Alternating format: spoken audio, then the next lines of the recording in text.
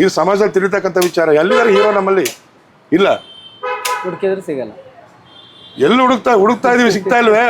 ಯಾರಾಗ್ಬೋದು? ನಿಮ್ಮಲ್ಲಿ ಹೋಟೆಲ್ ಹುಟ್ರ ಮಗ ಆಗಿರ್ಬೋದು, ಇಲ್ಲ ಅವ್ರ ಹುಟ್ರ ಮಗ ಆಗಿರ್ಬೋದು, ಯಾರನ್ನಾಗಿರ್ಬೋದು, ಯಾರನ್ನೊಬ್ರು ಬೇಕು ತಾನೆ. ಎಲ್ಲಿ ಇನ್ನು ಯಾವಾಗ ಬರುತ್ತೆ, ಯಾವಾಗ ನಿಂತ್ಕೊಳ್ತಾರೆ ನಮ್ಮ ಇಂಡಸ್ಟ್ರಿ?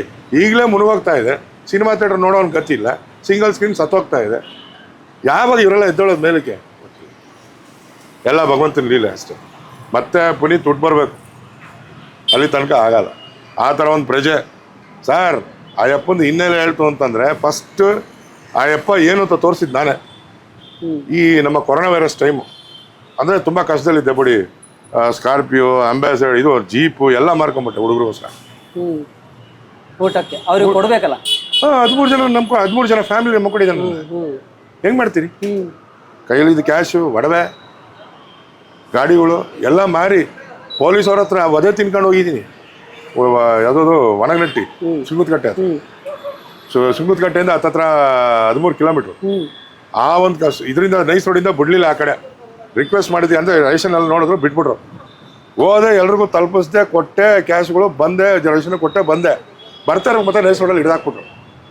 ಬಂದು ಯಾರು ನೀನು ಸಿಟಿ ಒಳಗೆ ಹೋಗಂಗಿಲ್ಲ ಸರ್, ಅವ್ರ ಹತ್ರ ಮಾತಾಡ್ಕೊಂಡು ಈಗ ತಾನೇ ಹೋದೆ ಸರ್ ಹುಡುಗರಿಗೆ ಇವು ರೇಷನ್ ಕೊಡೋದಕ್ಕೆ ಅಂತ ಕೇಳಿ ದೊಡ್ಡ ಎತ್ತದು. ಆಯ್ತಪ್ಪ ಏನು ಮಾಡಬೇಕು, ವಾಪಸ್ ಹೋಗೋದು. ನಾನು ಊರು ಸುತ್ಕೊಂಡು ಮತ್ತೆ ಬಂದು ಸೇರಿದೆ. ಸಮಾಚಾರ ಬೇರೆ. ಆ ಟೈಮಲ್ಲಿ ನನ್ನ ಅಕೌಂಟಿಗೆ 50,000 ಬಂದರೆ ಸಡನ್ನಾಗಿ ಏನು ಮಾಡ್ತೀರಾ? ಬಂತು 50,000 ಬಂತು ಅಕೌಂಟಿಗೆ, ಏನು ಮಾಡ್ತೀರಾ? ನಿಮ್ ಗಮನಕ್ಕಿಲ್ಲ. ದಿಢೀರ್ ಬಂದಿದ್ದದು ಆ್ಯಕ್ಚುಲಿ. ನಾನು ಯಾವುದೋ ವಿಷಯದಲ್ಲಿ ಅಣ್ಣನ ಹತ್ರ ಒಂದು 5 ರೂಪಾಯಿ ಕೇಳಿದ್ದೆ. ಅಣ್ಣನ ಹಾಕ್ತಾನೆ ಅಂತ ಅಂದ್ಬಿಟ್ಟು ಎಲ್ಲ ತೆಗೆದ್ಬಿಟ್ಟು ಚೆಕ್ ಮಾಡ್ಕೊಂಡು ನೋಡ್ತಾ ಇದ್ದೆ. ಸಡನ್ ನೋಡಿದ್ರೆ 50,000 ಇದೆ. ನೋಡಿದ್ರೆ ಅಪ್ಪು ಸರ್. ಅವ್ರಿಗೆ ಹೆಂಗೆ ಗೊತ್ತಾಯ್ತು ಈ ವಿಚಾರ? ಇಲ್ಲ, ಅದೇ ನಿಮ್ಗೆ ಹೇಳಕ್ಕೆ ಬರ್ತಾ ಇದ್ದೀನಿ ನಾನು.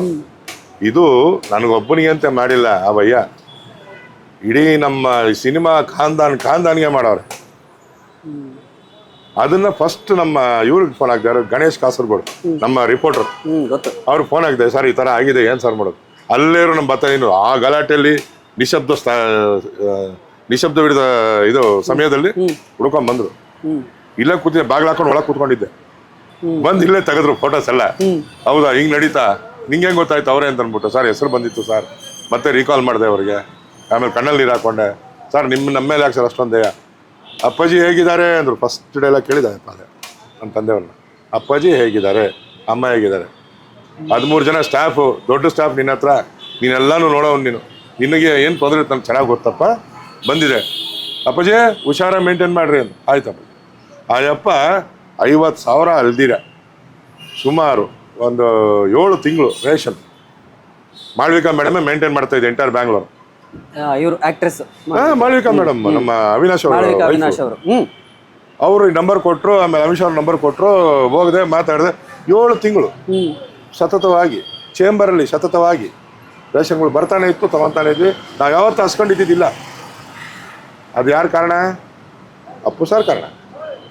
ಅದೇ ಬೇರೆ ಇನ್ನಿತರಗಳು ನಮ್ಮ ಸುಳ್ಳು ಹೇಳ್ಬಾರ್ದು. ಸುದೀಪ್ ಸರ್ ಎಷ್ಟು ಮಾಡಿದ್ದಾರೆ ಅಂತಂದರೆ ಸುಮಾರು ಒಂದು 3-4 ಕೋಟಿ ರೂಪಾಯಿ ಹಂಚ್ಬಿಟ್ರು. ಬಂದಿದ್ದು ಊಟ ತಿಂಡಿ ಹೋಟ್ಲೆಲ್ಲ ಹೇಳಿ ಫ್ರೀಯಾಗಿ ಕೊಡ್ಸೋರು ಸರ್. ಹೌದಲ್ಲ, ಅದಕ್ಕೆ ನಮ್ಮೊಂದು ಕೈ ಜಾಸ್ತಿನೇ ನಾವು ಅಪ್ಪು ಸರ್. ಈಗಲೂ ಅನ್ನದಾನ ಶಿಬಿರಗಳು ಅನುದಾನ ಮಾಡ್ತಾವ್ರೆ. ಆಮೇಲೆ ಎಷ್ಟೋ ಅನಾಥಾಶ್ರಮ ಕಾಪಾಡ್ತಾ ಇದ್ದಾರೆ, ವೃದ್ಧಾಶ್ರಮ ಕಾಪಾಡ್ತಾ ಇದ್ದಾರೆ. ಎಷ್ಟೋ ಜನ ಸ್ಟೂಡೆಂಟ್ಸ್ಗೆ ಈಗಲೂ ಫೀಸ್ ಕಟ್ಕೊಂಡು ಬದುಕಿಸ್ತಾ ಇದ್ದಾರೆ. ಅದನ್ನ ಈಗಲೂ ಕಾಪಾಡ್ತಾ ಇದ್ದಾರೆ ನಮ್ಮ ಅಶ್ವಿನಿ ಮೇಡಮ್. ಮುಂದುವರ್ಸ್ಕೊಂಡು ಹೋಗ್ತೀರಿ. ಅದು ಮುಂದುವರೆದ ತಮಾಷೆನಾ ಅಲ್ವಾ? ಇವಾಗ ಗಂಡಂದು 1 ರೂಪಾಯಿ ಯಾವನ್ನ ತೊಗೊಂಡ್ಬಿಟ್ರೆ ಕಷ್ಟ ಬೀಳೋ ಕಾಲದಲ್ಲಿ, ಯೋಚನೆ ಮಾಡೋ ಕಾಲದಲ್ಲಿ, ಜಗಳ ಮಾಡೋ ಕಾಲದಲ್ಲಿ ಈ ನನ್ನ ಅಶ್ವಿನಿ ಮೇಡಮ್ ಈಗಲೂ ಕೂಡ ಆ ಒಂದು ತದುಪರಿ ನೋಡ್ತಾ ಇದ್ದಾರೆ. ಅಂದರೆ ತಮಾಷೆನ, ಜೋಕ, ಸೀರಿಯಸ್. ಅಪ್ಪು ಸರ್ ಇಲ್ಲಿಗೆ ಬಂದಿದ್ರ? ಅಪ್ಪು ಸರ್ ಇಲ್ಲಿಗೆ ಬಂದಿಲ್ಲ, ಅಣ್ಣವ್ರು ಬಂದಿದ್ರು. ಅಲ್ಲಿ ಗಾಂಧಿನಗರಲ್ಲಿ ಇರ್ಬೇಕಾದ್ರೆ ಅಣ್ಣವ್ರು ಬಂದಿದ್ರು. ಕಪಾಲಿ ಎಲ್ಲಿತ್ತು? ಕಪಾಲಿ ಥಿಯೇಟರ್. ಅವಾಗ ಒಂದ್ಸರಿ ಈ ನಮ್ಮ ಸನಾದಿ ಅಪ್ಪಣ್ಣ 100 days ಫಂಕ್ಷನ್, ನಮ್ಮ ಅಭಿನಯ ಥಿಯೇಟರ್ ಫಸ್ಟ್ ಪಿಕ್ಚರ್ ರಿಲೀಸ್ ಆಗಿದ್ದು. ಫಂಕ್ಷನ್ ಟೈಮಲ್ಲಿ ಈಗ ಅನೌನ್ಸ್ ಮಾಡ್ತಾರಲ್ಲ, ಚಿನ್ನಪ್ಪನವರೇ ನಮ್ಮ ಸ್ಟೇಜಿಗೆ ಬಂದು ನಿಮ್ದು ಅವಾರ್ಡ್ ಶೀಲ್ಡ್ ಇಸ್ಕೊಳ್ಳಿ ಬನ್ನಿ ಅಂತ ಕರೆದಾಗ ಅಣ್ಣವರೇ ಕೊಟ್ಟಿದ್ದು ಶೀಲ್ಡ್. ಆವಾಗ ನಮ್ಮ ಡ್ಯಾಡಿದು ಕೈ ಇಟ್ಕೊಂಡು, ನಿನಗೆ ಚಿನ್ನಪ್ಪ ಅಂತ ಹೆಸರು ಇಡಬಾರ್ದಾಗಿತ್ತಪ್ಪ, ದೊಡ್ಡಪ್ಪ ಅಂತ ಇಡ್ಬೇಕು. ದೊಡ್ಡ ಕಟೌಟ್ಗಳು ಮಾಡ್ತೀಯಾ, ನೀನು ದೊಡ್ಡಪ್ಪ ಅಂತ ಇಡ್ಬೇಕಾಯ್ತು ಹೆಸರು ಅಂತ ಅಂದ್ರಂತೆ ಡ್ಯಾಡಿ. ಇವರು ನಮ್ಮ ಅಪ್ಪಾಜಿ ಅಣ್ಣವರು. ಆಮೇಲೆ ಪುಟ್ಟಣ್ಣ ಕಡಗಾಲು. ಆಮೇಲೆ ಒಂದ್ಸರಿ ಇವ್ರು ಬಂದಿದ್ರು, ಯಾರು ನಮ್ಮ Telugu director K Vishwanath. K Vishwanath. ಏನ್ ಸರ್ ಅಪ್ಪನ ದರ್ಬಾರು ಬಂದರು, ಸ್ಟೈಲಾಗಿ ನಿಂತ್ಕೊಂಡ್ರು, ಅಪ್ಪನ ಕೈ ಹಿಂಗೆ ಇಟ್ಕೊಂಡ್ರು, ಫುಲ್ ಎಕ್ಸಿಬಿಷನ್ ಪೂರ ಅವರೇ ಸುತ್ತೋರು ಕೈಯಲ್ಲಿ ಇಟ್ಕೊಂಡು. ಏನ್ ಚಿನ್ನಪ್ಪ ಗಾರು ಬಾಗುಂಡಾರ ಇದು ಮೀ ಕೈ ಅಂದರೆ ಅವ್ರ ಕೈಯಿಂದ ಬಡಿದಿರ್ತಕ್ಕಂಥ ಒಂದು ಕಲಾಕೃತಿಗಳನ್ನ ಅವರು ನಮ್ಮ ಯಾವ ಥರ ಅವ್ರಿಗೆ ಎಕ್ಸ್ಪ್ರೆಷನ್ ಕೊಡಬೇಕು ಅನ್ನೋದು ಹೇಳಿ ಮಾಡಿಸಿ ಬಂದು. ಅದಕ್ಕಿನ್ನ ಬೇಕಾ? ಪುಟ್ಟಣ್ಣ ಕಣಗಾಲ್ ಅವರು, ಅಂಬರೀಷ್ ಅವರು, ವಿಷ್ಣುವರ್ಧನ್ ಅವರು ಎಷ್ಟು ಈ ವಿಚಾರದ ಬಗ್ಗೆ ಅವರು ನಾವು ಸತ್ರು ಅದನ್ನು ನೆನೆಸ್ಕೊತಾನೆ ಇರ್ತೀವಿ. ಆ ಮಾತು ಮರೆಯೋಕ್ಕಾಗದು. ಯಾಕೆಂದ್ರೆ ಇದರಲ್ಲಿ ಸರಸ್ವತಿ ಹೊಲದ ಮೇಲೆ ಲಕ್ಷ್ಮಿ ಹತ್ರ ಬರಲ್ಲ. ಇದೊಂದು ವಿಷಯ ತಿಳಿದಿಟ್ಕೊಳ್ಳಿ. ಕಲೆ ಇರುವ ಜಾಗದಲ್ಲಿ ಕೊಳೆ ಬರಲ್ವಂತೆ. ಒಂದು ಲಕ್ಷ್ಮೀ ಜಾಗದಲ್ಲಿ ಕೊಳೆ ಬರುತ್ತೆ ಅಲ್ವಾ?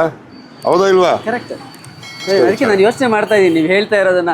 ಅಂದ್ರೆ ಅದು ತುಂಬಾ ಡೀಪ್ ಆಗಿ ಆಳವಾಗಿ ಯೋಚನೆ ಮಾಡ್ತಾ ಇದ್ದೀನಿ ನೀವು ಹೇಳೋದು. ಒಂದು ಕಲಾಕೃತಿ ಮಾಡ್ತೀವಿ ಅಂತಂದ್ರೆ ಅದ್ರದ್ದು ಒಂದು ಜೀವ ತುಂಬತಕ್ಕಂಥ ಕೆಲಸ. ಜೀವ ತುಂಬಿದ್ರೆ ಅದು ಆಕರ್ಷವಾಗಿರೋದು. ಸ್ನೇಹಿತರೆ, ನೀವು ಹೇಳ್ತಾ ಇದ್ರು ಕೃಷ್ಣ ಅವ್ರು ಹೇಳ್ತಾ ಇದ್ರು, ಅವ್ರ ತಂದೆ ನೋಡಿ ಚಿನ್ನಪ್ಪ ಅವ್ರ ಫೋಟೋ ಅಲ್ಲಿದೆ. ಕಳೆದ ವರ್ಷ 2023 10ನೇ ತಿಂಗಳು ಅಕ್ಟೋಬರ್ 1ನೇ ತಾರೀಕು, ಕರೆಕ್ಟಾ? ಅಕ್ಟೋಬರ್ 1ನೇ ತಾರೀಕು ತೀರ್ಕೊಂಡ್ರು. ಸೊ ಎಷ್ಟು ಅದ್ಭುತವಾದಂಥ ನೆನಪುಗಳಿದೆ. ಇವ್ರು ಹೇಳ್ತಾ ಇರುವಾಗಲೇ ನನಗೆ ಡಾಕ್ಟರ್ ರಾಜ್ಕುಮಾರ್ ಅವರು, ಅಪ್ಪು ಸರು ಎಲ್ಲರೂ ಒಂದ್ಸಲ ಹಿಂಗೆ ಕಣ್ಮುಂದೆ ಪಾಸ್ ಆಗಿದ್ದು ಫೀಲು. ಅಪ್ಪು ಏನಾದ್ರು ನಮ್ಮ ಅಪ್ಪನ ಕಂಡುಬಿಟ್ರೆ ಸ್ಪಾಟಲ್ಲಿ ಅಡ್ಡು ಬಿದ್ದು ನಮಸ್ಕಾರ ಮಾಡ್ಕೊಂಡು ಹೋಗ್ತಾ ಇದ್ವಿ, ಎಲ್ಲೇ ಸಿಕ್ಕಲಿ. ನೋಡಿ ಎಂಥ ಅದ್ಭುತವಾದ ನೆನಪು. ನಾನು ಇಲ್ಲಿ ನಿಂತಿರುವಂಥ ಜಾಗ ಈಗ ನವರಂಗ್ ಥಿಯೇಟ್ರು, ರಾಜಾಜಿನಗರ ನವರಂಗ್ ಥಿಯೇಟ್ರ್ ಏನಿದೆ ಅಲ್ಲಿಂದ ಒಂದು ಕೂಗಳತೆ ದೂರದಲ್ಲಿದೆ. ಬಹಳ ಏನು ದೂರ ಇಲ್ಲ, ಹಾರ್ಡ್ಲಿ ಒಂದು 400-500 ಮೀಟ್ರ್ ದೂರದಲ್ಲಿದೆ ನಡ್ಕೊಂಡು ಬಂದರೆ. ಇದು ಅಂದರೆ ರಾಜ್ಕಮಲ್ ಆರ್ಟ್ಸ್ ಚಿನ್ನಪ್ಪ ಅವ್ರು ಏನು ಶುರು ಮಾಡಿದ್ರು, ಇದು ಮೊದಲು ಶುರುವಾಗಿದ್ದು ಗಾಂಧಿನಗರ ಸಿನಿಮಾ ರಂಗದ ಹೆಡ್ ಆಫೀಸ್. ಅದು ಗಾಂಧಿನಗರ ಅಂದರೆ ಎಲ್ಲ ಆಫೀಸ್ಗಳು ಅಲ್ಲೇ ಇರ್ತಾ ಇತ್ತು. ಎಲ್ಲರೂ ಸಿನಿಮಾ ಚರ್ಚೆಗಳು, ನಿರ್ಮಾಪಕರು, ನಿರ್ದೇಶಕರು ಎಲ್ಲರೂ ಅಲ್ಲೇ ಸಿಗ್ತಾ ಇದ್ರು. ಕಪಾಲಿ ಥಿಯೇಟ್ರು ಇಡೀ ಏಷ್ಯಾಗೆ ಸೆಕೆಂಡ್ ಬಿಗ್ಗೆಸ್ಟ್ ಥಿಯೇಟ್ರು, ಅದ್ರ ಎದುರುಗಡೆ ಇದ್ದಂತಹ ರಾಜ್ಕಮಲ್ ಆರ್ಟ್ಸ್. ಸೊ ಅಲ್ಲಿ ಇದ್ದಂಥ ಸಂದರ್ಭದಲ್ಲಿ ಎಲ್ಲರೂ ಬಂದಿದ್ರು ಅಂತ ಹೇಳ್ತಾ ಇದ್ರು. ಈಗ ನವರಂಗ್ ಥಿಯೇಟ್ರ್ ಹತ್ರ. ಸೊ ನೋಡಿ ಇಲ್ಲಿ ನೋಡ್ಬೋದು ನೀವು, ಇಲ್ಲಿ ಕಟೌಟ್ಗಳು ಯಾವ ಥರ ರೆಡಿ ಆಗ್ತಿದೆ. ಈಗ ಸದ್ಯಕ್ಕೆ UI ನೆಕ್ಸ್ಟ್ ವೀಕ್ ರಿಲೀಸ್ ಆಗ್ತಾ ಇದೆ, ಅಂದರೆ ಡಿಸೆಂಬರ್ 20ನೇ ತಾರೀಕು. ಸೊ ಅದರ ಕಟೌಟ್ ರೆಡಿ ಆಗ್ತಾ ಇದೆ. ಸೊ ನೀವು ಅದರ ಕಟೌಟನ್ನು ನೋಡ್ತಾ ಇದ್ದೀರಿ. ಸೊ ಬಹಳ ಖುಷಿ ಆಗುತ್ತೆ. ಇದೊಂದೆಲ್ಲ ಏನು ಹೇಳ್ತೀವಿ, ಒಂದು ಮೆಮೊರಿ ಲೈನ್ಗೆ ಹೋಗುವಂಥ ವಿಚಾರ. ಯಾಕಂದರೆ ಕಟೌಟ್ ಅನ್ನೋದು ಸಿನಿಮಾ ರಂಗಕ್ಕೆ ಭಾಳ ದೊಡ್ಡ ಕೀ ರೋಲನ್ನು ಪ್ಲೇ ಮಾಡುತ್ತೆ. ಸ್ಪೆಷಲಿ ಡಾಕ್ಟರ್ ರಾಜ್ಕುಮಾರ್ ಅವರು ಹೇಳ್ತಾ ಇದ್ದಂತಹ ವಿಚಾರಗಳನ್ನು ಕೇಳಿದ್ವಿ ಚಿನ್ನಪ್ಪ ಅವರಿಗೆ ಏನೇನೆಲ್ಲ ಹೇಳಿದ್ರು ಅಂತ. ಸೊ ಮುಂದುವರಿಸ್ತಾರೆ ಅವರು. ಹಾಯ್ ಎಲ್ರಿಗೂ ನಮಸ್ಕಾರ, ನಾನು ನಿಮ್ಮ ಅನುಷಾ ರೈ. ಸೊ ಇಲ್ಲಿ ನೋಡಿ, ಡೈಲಿ ಮಾಧ್ಯಮ ಈ ಒಂದು ಚಾನಲಲ್ಲಿ ನಿಮಗೆ ಎಂಟರ್ಟೈನ್ಮೆಂಟ್ ಎಲ್ಲ ವಿಷಯಗಳು ಸಿಗುತ್ತೆ. ಅದ್ರ ಜೊತೆಗೆ ನಿಮಗೆ ಗೊತ್ತಿಲ್ಲದೆ ಇರೋವಂಥ ಹೊಸ ಮಾಹಿತಿಗಳನ್ನು ಕೂಡ ಅವರು ಈ ಚಾನಲ್ನಲ್ಲಿ ಕೊಡ್ತಾ ಹೋಗ್ತಾರೆ. ನಿಮಗೆ ರಂಜಿಸೋದಕ್ಕೆ ಯಾವುದೇ ವಿಷಯದಲ್ಲೂ ಮೋಸ ಆಗಲ್ಲ. ದಯವಿಟ್ಟು ಡೈಲಿ ಮಾಧ್ಯಮ ಯೂಟ್ಯೂಬ್ ಚಾನಲ್ನ ಸಬ್ಸ್ಕ್ರೈಬ್ ಮಾಡಿ, ಸಪೋರ್ಟ್ ಮಾಡಿ ಅಂತ ನಾನು ಈ ಮೂಲಕ ಕೇಳ್ಕೊಳ್ತೀನಿ.